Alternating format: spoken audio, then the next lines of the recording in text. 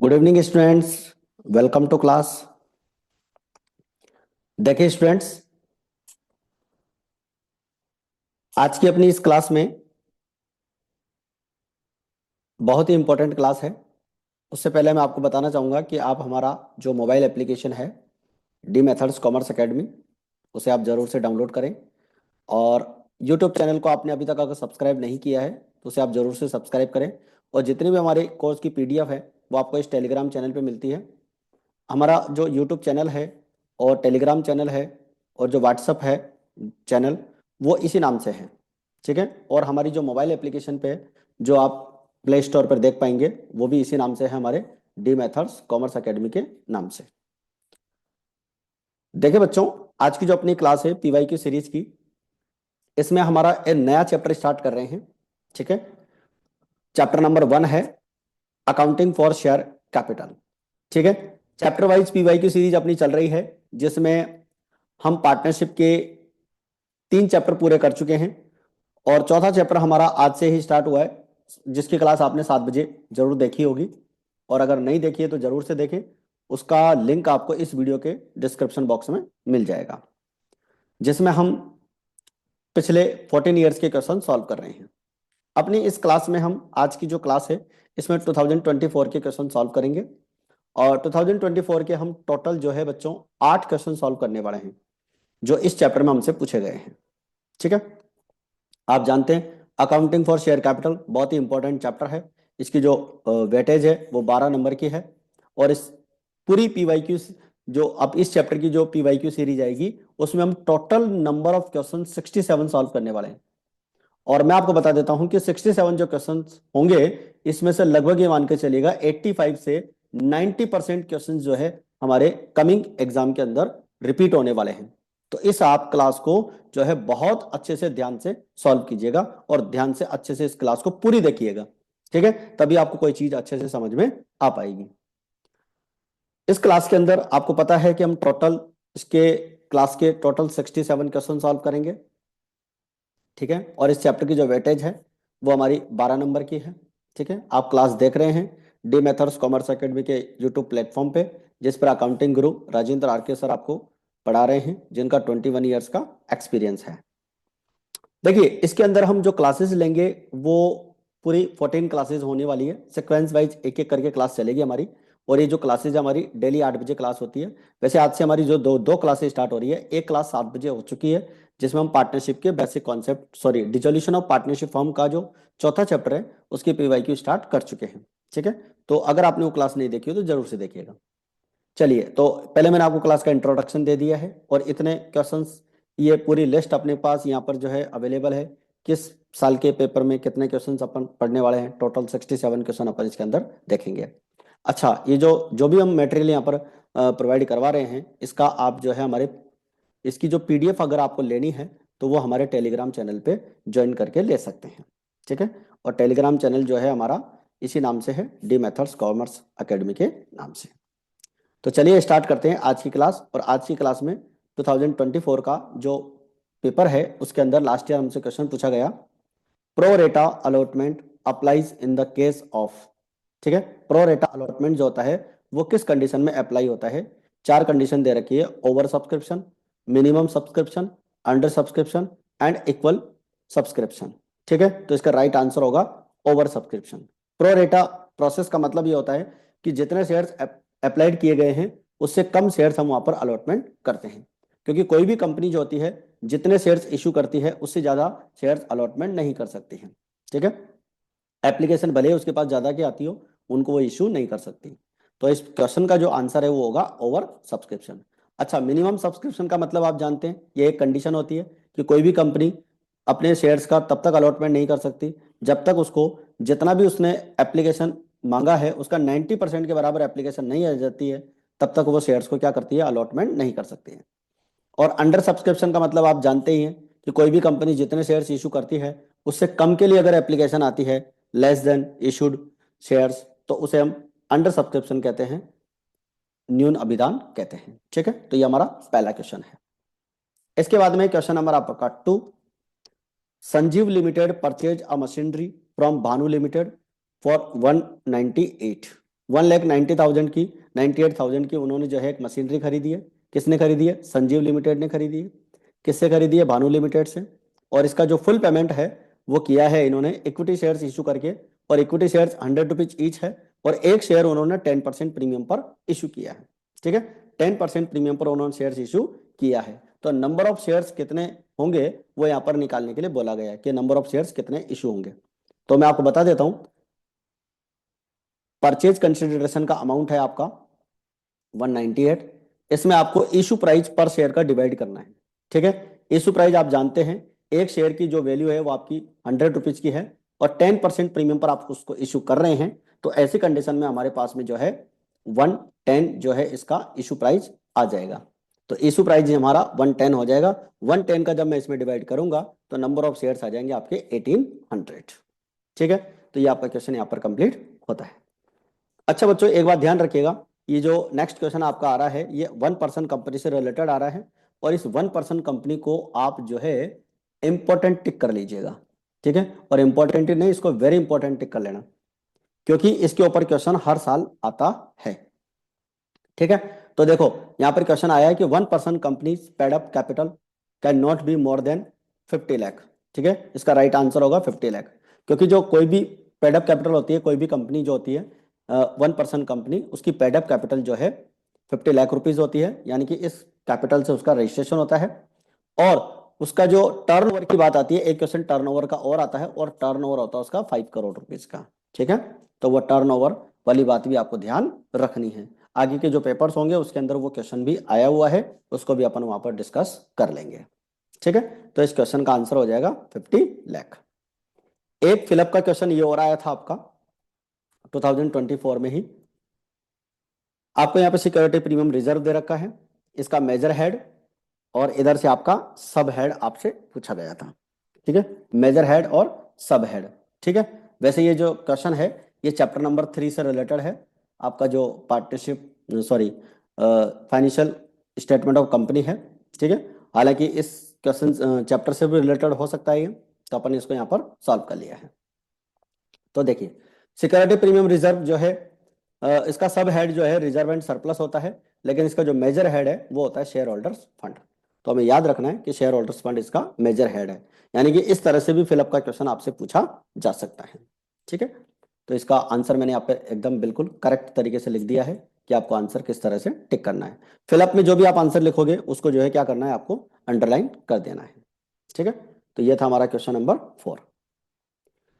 इसके बाद में है बच्चों आपका question number 5। Preeti limited had invited applications for 10,000 shares of 10 rupees each at a premium of 1 rupees each। ठीक है, 10,000 शेयर इशू करने हैं प्रीति लिमिटेड ने, और एक शेयर 10 रुपए का है, और प्रीमियम पर इशू करेंगे 1 रुपीज ईच के according. Total application money received at 4 rupees per share 45,600। ठीक है, 45,600 रुपीज अपने को टोटल रिसीव्ड हुआ है, और एक शेयर पे अपने को 4 रुपए रिसीव्ड हुए हैं। State the number of application that are received, यानी कि नंबर ऑफ शेयर्स कितने की एप्लीकेशन आई है वो अपने को बताना है। देखिए, आपको पता है कि एक शेयर की जो वैल्यू है 4 रुपीज है जो अपने को रिसीव्ड हुआ है। ठीक है, और टोटल रुपीज कितना रिसीव्ड हुआ 45,600। तो आप क्या करेंगे, 45,600 में 4 का डिवाइड कर देंगे, तो नंबर ऑफ शेयर्स जो है 11,400 यहाँ पर आ जाएंगे, जो उनके लिए एप्लीकेशन आई है। ठीक है, और अगर आप इसको मल्टीप्लाई करेंगे 4 से तो आपका 45,600 आ जाएगा। ठीक है, तो ये ध्यान रखना है आपको, नंबर ऑफ शेयर्स कितने इशू हुए हैं, कितने की एप्लीकेशन आई है, कितने शेयर्स की, वो अपन से पूछा गया था। तो इजी वे में आप इसका आराम से आंसर दे सकते हैं। चलिए, इसके बाद में बात करते हैं question number 6। If applicants for 12,000 shares were allotted 8,000 shares on pro rata basis, how many shares were allotted to a share holder who had applied for 1,500 shares. ठीक है, यानी कि 12,000 शेयर्स की एप्लीकेशन आई है, मतलब 12,000 शेयर्स के एप्लीकेंट्स थे, उनको हमने 8,000 शेयर्स अलॉटमेंट किया है प्रो रेटा बेसिस पे। अप्लाइड शेयर्स कितने थे? 12,000, और उनको शेयर्स अलॉटेड कितने किए हैं? 8,000। तो प्रोरेटा बेसिस पे किए हैं। ठीक है, तो ये कह रहा है कि एक शेयर होल्डर है, उसको 1500 शेयर दिए हैं, उसके लिए उसने एप्लीकेशन दी थी, तो उसको कितने शेयर्स हमने अलॉटमेंट किए हैं वो निकालना है। ठीक है, तो आपको क्या निकालना है, अप्लाइड शेयर्स निकाल, who had applied for 1500 shares, allotted shares निकालने हैं अपने को। ठीक है ना, तो इसका एक छोटा सा कॉन्सेप्ट है, आप ध्यान से समझना इस बात को यहाँ पर अच्छे से। वैसे क्वेश्चन आपको समझ में आ गया होगा। आपसे क्वेश्चन में क्या पूछा है कि अलॉटेड शेयर्स कितने हैं वो पूछा है। Total applied shares 12,000, allotted shares 8,000 on pro rata basis.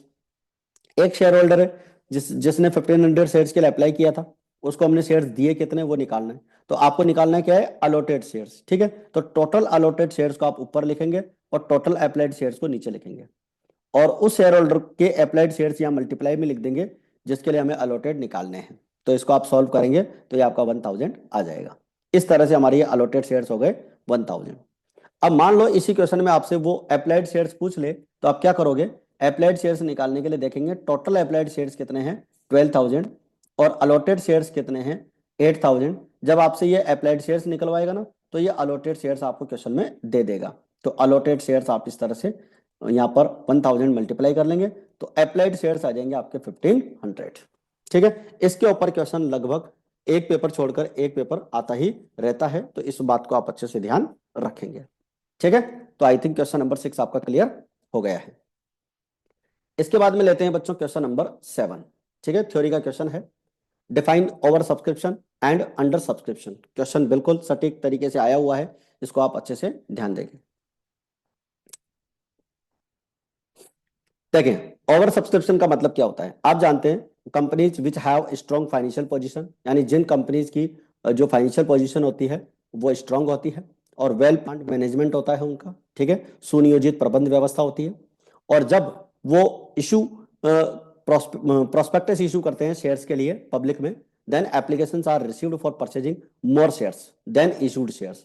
ठीक है, तो ऐसी कंडीशन में क्या होता है, ऐसी कंपनियां जो वेल फाइनेंशियल स्ट्रांग होती है और वेल प्लान्ड मैनेजमेंट सिस्टम होता है उनका, तो उन कंपनियों से जुड़ने के लिए बहुत सारे शेयर होल्डर्स अप्लाई कर देते हैं। ठीक है, तो जितने शेयर्स वो इशू करना चाहते हैं उन शेयर से ज्यादा शेयर्स के लिए वहां पर एप्लीकेशन रिसीव्ड हो जाती है। तो ऐसी कंडीशन को ही हम ओवर सब्सक्रिप्शन या एक्सेसिव सब्सक्रिप्शन सब्सक्रिप्शन कहते हैं। ठीक है, तो ये ओवर सब्सक्रिप्शन का मीनिंग आपको लिखना होगा, और ये क्वेश्चन अपन से यहाँ पर 2 मार्क्स का पूछा गया था, तो 1 मार्क्स के अंदर आपको इतना आंसर लिखना होगा। ठीक है, तो ये आपका ओवर सब्सक्रिप्शन का आंसर कंप्लीट होता है। इसी के बाद में अंडर सब्सक्रिप्शन पूछा है। ठीक है, और अंडर सब्सक्रिप्शन का जो है यहाँ पर मीनिंग आपको मैं बता देता हूं, the situation of receiving application from the public for less shares than the number of shares issued by the company. यानी कि कोई भी कंपनी जितने शेयर्स इशू करना चाहती है उससे कम के लिए एप्लीकेशन अगर आती है तो उसे हम जो है अंडर सब्सक्रिप्शन या न्यून अभिधान कहते हैं। The company allots the applied shares keeping in the mind provisions of minimum subscription, in this situation no adjustment of any kind is required. मतलब क्या होता है कि कोई भी कंपनी जब मिनिमम सब्सक्रिप्शन होता है, अंडर सब्सक्रिप्शन आता है, अंडर सब्सक्रिप्शन की कंडीशन में मिनिमम कंडीशन वाली सब्सक्रिप्शन वाली बात को ध्यान में रखते हुए शेयर्स अलॉटमेंट कर देती है। जैसे मैं आपको बताता हूं, देखो मान लो कोई कंपनी है 1 लाख शेयर्स इशू करना चाहती है। ठीक है, और 95,000 शेयर्स के लिए एप्लीकेशन अपने को रिसीव्ड हो गई है। ठीक है, तो ये सिचुएशन क्या होगी, ये सिचुएशन होगी अंडर सब्सक्रिप्शन। कंपनी जितने शेयर्स इशू करना चाहती थी उससे कम के लिए एप्लीकेशन रिसीव्ड हुई है। ठीक है, अब यहां पर एक बात यह भी ध्यान रखनी है कि कंपनी अब जो शेयर्स अलॉटेट करेगी वो तो 95 ही करेगी, क्योंकि एप्लीकेशन 95 की आई है, तो 95,000 शेयर्स इशू कर देगी। लेकिन एक बात ध्यान रखनी पड़ेगी कि जितने शेयर्स कंपनी इशू कर रही थी उसका 90% एप्लीकेशन रिसीव्ड हुआ या नहीं हुआ। तो इस कंडीशन में अपन देखते हैं कि 90% होता है 90,000, तो 90,000 से तो ज्यादा की एप्लीकेशन आ रही है, तो ऐसी कंडीशन में कंपनी 95 का इशू कर सकती है। अगर मान लो मैं यहीं पर एक एग्जांपल ये ले लूं कि अगर 80,000 शेयर्स की एप्लीकेशन आई होती तो कंपनी यहां पर इन शेयर्स का अलॉटमेंट नहीं कर सकती। ठीक है, क्योंकि यहां पर मिनिमम सब्सक्रिप्शन वाली जो कंडीशन है वो फुलफिल नहीं हो रही है, इसलिए कंपनी को क्या करना पड़ेगा, और शेयर्स के लिए वेट करना पड़ेगा, और जब तक 90% की एप्लीकेशन नहीं आएगी तब तक वो शेयर्स इशू नहीं कर सकती। ठीक है बच्चों, इसका आंसर आपको अच्छे से समझ में आ गया है। अब मैं आपको एक बात यहां पर इंपॉर्टेंट बताने वाला हूं, देखो ध्यान दीजिएगा। ओवर सब्सक्रिप्शन वाला टॉपिक आ गया और अंडर सब्सक्रिप्शन वाला टॉपिक भी आ गया। कौन से ईयर में आ गया? 2024 में आ गया। ठीक है, अब आप 2025 के लिए एक वेरी इंपॉर्टेंट टॉपिक टिक लगा लीजिएगा या नोट डाउन कर लीजिएगा, और वो है आपका मिनिमम सब्सक्रिप्शन। यानी इसका आपको डेफिनेशन पूछ सकता है, और मिनिमम सब्सक्रिप्शन वाली बात 90% वाली होती है। तो जो भी आपको मैंने अच्छे से नोट्स में लिखवा रखी है उसको आप अच्छे से वहां पर याद कर लेना, और इसको वेरी इंपॉर्टेंट टिक कर लेना, मिनिमम सब्सक्रिप्शन यानी कि न्यूनतम अभिदान को। ठीक है, तो ये हमारा क्वेश्चन नंबर 7 यहाँ पर कंप्लीट होता है। इसके बाद में आते हैं क्वेश्चन नंबर हमारा 8। देखो, मैं आपको एक चीज बता देता हूं, ये जो हमारा चैप्टर है ना, अकाउंटिंग फॉर शेयर कैपिटल, इसको बहुत अच्छे से ध्यान से समझना, और इसके सारे पेपर आप अच्छे से देखना, सारे क्वेश्चंस अच्छे से सॉल्व करना। आपका जो 8 मार्च को जो अकाउंट्स का पेपर होगा ना, मैं दावे के साथ कह रहा हूं, इस जो पीवाई की सीरीज है, इस चैप्टर की, स्पेशली इस चैप्टर की बात कर रहा हूँ, इस चैप्टर के बहुत सारे क्वेश्चंस आपको जो है 8 मार्च को पेपर के अंदर मिलेंगे। या आप अच्छे से विश्वास करके रिवाइज कीजिएगा इनको। ठीक है, चलिए क्वेश्चन नंबर 8 की बात करेंगे। Rangoli limited issued prospectus inviting applications for 10,000 equity shares of 10 rupees each at 10% premium. एक कंपनी है रंगोली लिमिटेड, उसने 10 रुपीज वाले जो शेयर्स हैं 10,000 इक्विटी शेयर्स 10% प्रीमियम पर इशू किए हैं, उसके लिए प्रोस्पेक्टस इशू किया है। एप्लीकेशन पे उन्होंने 3 रुपीज बोला है, अलॉटमेंट पे 6 है इंक्लूडिंग प्रीमियम। तो आप जानते हैं अच्छे से अलॉटमेंट का जो अमाउंट होगा वो 5+1 हो जाएगा। ठीक है, अपन ने इसी तरह से पूरे साल प्रैक्टिस की है। ठीक है, अपने को पता है कि अलॉटमेंट का अमाउंट 5+1 करना है अपने को, और फर्स्ट एंड फाइनल कॉल का जो अमाउंट है वो 2 रुपीज पर शेयर यहां पर हो जाएगा। अब देखिए क्वेश्चन, 9,000 शेयर्स के लिए एप्लीकेशन यहां पर रिसीव्ड हुई है। तो क्वेश्चन हो गया आपका अंडर सब्सक्रिप्शन का, क्योंकि कंपनी 10,000 शेयर्स इशू करना चाहती थी और 9,000 शेयर्स की एप्लीकेशन आई है। ठीक है, और 10,000 का यहाँ पर 90% इक्विवेलेंट आ ही रहा है, तो कोई दिक्कत वाली बात नहीं है। ठीक है, अच्छा एक बात ध्यान रखना, क्वेश्चन जब आपके सामने आए ना अंडर सब्सक्रिप्शन का, कितने भी शेयर्स के लिए आए आप उतने शेयर्स इशू कर देना। जैसे मान लो 8,000 शेयर्स के लिए आ गया, तो अब आप ये सोचने मत बैठ जाना कि 10,000 का 90% तो एप्लीकेशन आया ही नहीं, तो हम इस क्वेश्चन को करें ही नहीं। क्वेश्चन देखो अपने को करना है, बाकी जो रियल में 90% वाली बात होती है वो अलग चीज होती है, जो प्रैक्टिकली अपन कंपनी के एक्चुअल में जब शेयर्स इशू होते हैं। यहाँ तो हम केवल क्वेश्चंस की क्या कर रहे हैं, प्रैक्टिस कर रहे हैं। इसलिए उस बात को ध्यान मत रखना कि भाई यहाँ पर जो है 8,000 शेयर्स की एप्लीकेशन आई है या 9,000 शेयर से कम की एप्लीकेशन आई है तो हम क्वेश्चन ही नहीं करें, ऐसा बिल्कुल नहीं करना है। ठीक है, तो 9,000 शेयर्स अपन इशू करेंगे।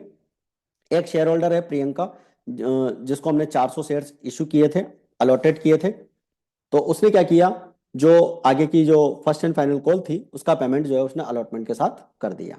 तब Priyanka who was allotted 400 shares paid call money with allotment, उसने अलॉटमेंट के साथ कॉल मनी पे कर दी है। पास journal entries in the books of rangoli limited only for application and allotment. लीजिए, अब आपने तो प्रैक्टिस बहुत बहुत अच्छे से करी हुई है, फर्स्ट कॉल सेकंड कॉल तक की प्रैक्टिस करी हुई है, लेकिन यहाँ क्वेश्चन में आपसे केवल क्या पूछा है, एप्लीकेशन और अलॉटमेंट पूछा हुआ है। ठीक है, तो आपको इनको ध्यान देना है। चलिए तो अपन बात करते हैं इसके सॉल्यूशन की।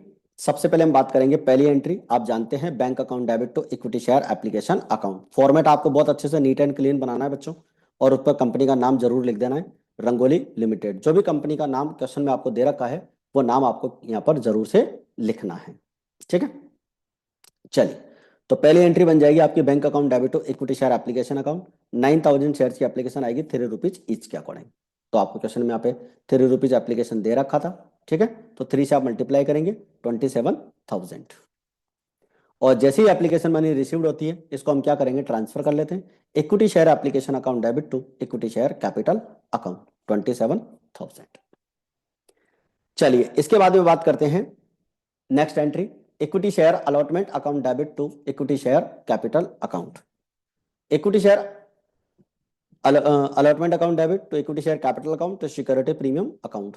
आपको मैंने बताया था कि 6 रुपीज अलॉटमेंट का था, जिसमें 5+1 अपन ने किया था, 1 रुपए का प्रीमियम था और 5 रुपीज का अलॉटमेंट अमाउंट था। अच्छा देखो 1 रुपीज कैसे आया ये भी आपको मैं समझा देता हूँ। 10% प्रीमियम बोला है इन्होंने, ठीक है, और अगर आप 10 रुपीज का 10% निकालेंगे तो कितना आएगा, 1 रुपीज आएगा। ठीक है, चलिए देखिए तो अलॉटमेंट वाली एंट्री बना लेते हैं। Equity share allotment account debit 9,000 multiply 6, तो ये हो जाएगा आपका 54। और यहाँ पर 9,000 मल्टीप्लाई 5, तो ये हो जाएगा आपका 45। और 9,000 मल्टीप्लाई 1, तो ये हो जाएगा आपका 9,000। तो इस तरह से अलॉटमेंट ट्रांसफर की एंट्री हो जाती है। अब अलॉटमेंट रिसीव्ड करेंगे, bank account debit to equity share allotment. Allotment का पूरा अमाउंट रिसीव्ड हो रहा है 54,000, ये रिसीव्ड होगा इंक्लूडिंग प्रीमियम। और एक शेयर होल्डर है जिसने 400 शेयर्स पे 2 रुपीज के अकॉर्डिंग जो first and final call money है जो नेक्स्ट अपने को मांगनी थी वो भी अपने को यहीं पर रिसीव्ड हो गई है, तो इसको भी अपन यहाँ पर 800 रुपये कॉल्स इन एडवांस के नाम से क्रेडिट करेंगे। याद रखिएगा फर्स्ट कॉल और सेकंड कॉल का पैसा जो भी अलॉटमेंट पर रिसीव्ड होता है उसे हम कॉल्स इन एडवांस के नाम से क्रेडिट करते हैं। और आपको एक बात अच्छे से पता ही है कि कॉल्स इन एडवांस पे इंटरेस्ट की रेट कितनी होती है, कितनी होती है। अब ये आपको मुझे कमेंट बॉक्स में बतानी है कि interest on calls in advance की जो रेट है वो कितनी होती है। ठीक है, कॉल्स इन एडवांस की इंटरेस्ट की रेट आपको कमेंट बॉक्स में बतानी है। ठीक है, चलिए, तो ये क्वेश्चन हमारा जो 4 नंबर का था क्वेश्चन नंबर 8 पर आया है, ये हमारा सॉल्व हो चुका है। और इसी का एक और करके क्वेश्चन और दे रखा है अथवा में, उसको भी अपन सॉल्व कर लेते हैं। देखिए, Smita limited forfeited 500 equity shares of 100 rupees each on 90 rupees per share was called up, यानी कि उनके ऊपर 90 रुपीज पर शेयर मांगा गया था। ठीक है, there was a arrear of 40 rupees of first and final call money on these shares, यानी कि 40 रुपए की first and final call money जो है वहां पर क्या थी, बकाया थी, एरियर में थी।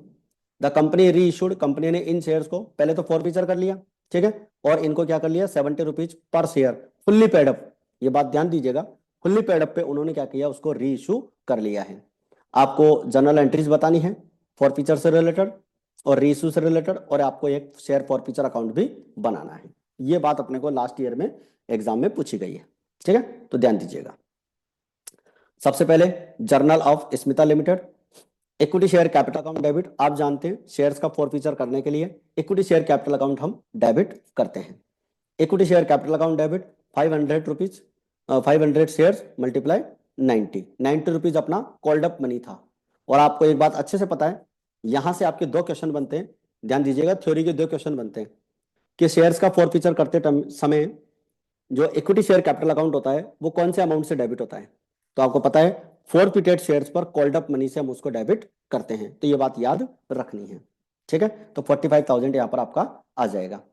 और फर्स्ट एंड फाइनल कॉल पे जो हमारा ड्यू अमाउंट था 500 शेयर्स पर 40 रुपीज के अकॉर्डिंग 20,000 हमारा ड्यू था। तो 45 में से 20 माइनस कर लिया, 25,000 हमारा क्या हो जाएगा, फॉरफीचर अमाउंट हो जाएगा। यहाँ पर एक क्वेश्चन बनता है कि शेयर फॉरफीचर करते समय जो शेयर फॉरफीचर अकाउंट होता है वो कौन से अमाउंट से जो है क्रेडिट होता है। तो हम जानते हैं शेयर फॉरफीचर में वो वाला अमाउंट आता है जो हमें रिसीव्ड हो चुका है। हमने इस शेयर होल्डर से 500 शेयर्स पर 90 रुपीज के अकॉर्डिंग 45,000 रुपये मांगे थे, लेकिन इस पर्सन ने 500 शेयर्स पर 40 रुपए के हिसाब से हमें 20,000 रुपीज नहीं दिया, तो जो रिसीव्ड हो चुका है वो 25,000 है जिसे हमने फॉरफीचर कर लिया है। आई थिंक आपको ये एंट्री क्लियर हो गई है। इसके बाद में हमने री इशू किया bank account debit 500 share 70 rupees per share के अकॉर्डिंग 35,000। ठीक है, अच्छा एक बात ध्यान दीजिएगा, क्वेश्चन में बोला गया था फुल्ली पेड अप, और फुल्ली पेड अप का मतलब आप ध्यान रखना फेस वैल्यू, और शेयर की फेस वैल्यू क्या थी 100 रुपीज। ठीक है, तो 100 रुपीज का शेयर 70 में इशू कर रहे हैं तो 30 का क्या हो जाएगा, डिस्काउंट हो जाएगा। क्वेश्चन में ऐसे भी बोल सकता था 90 रुपीज पेड अप, और 90 रुपीज पेड अप अगर बोला गया होता तो फिर वहां पर 20 रुपीज का डिस्काउंट हो जाता। ठीक है, तो हम यहां पर क्या करेंगे, 500 शेयर्स हमने इशू किए हैं। ठीक है, 500 शेयर्स हमने यहां पर इशू किए हैं।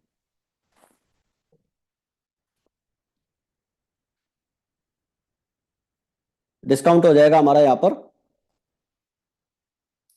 30 रुपीज के अकॉर्डिंग 15,000, और ये वाला अमाउंट यहां पर मिस प्रिंट है, यहां पर आएगा आपका 500 मल्टीप्लाई 100। ठीक है, 50,000 आएगा, ये मिस प्रिंट था यहां पर।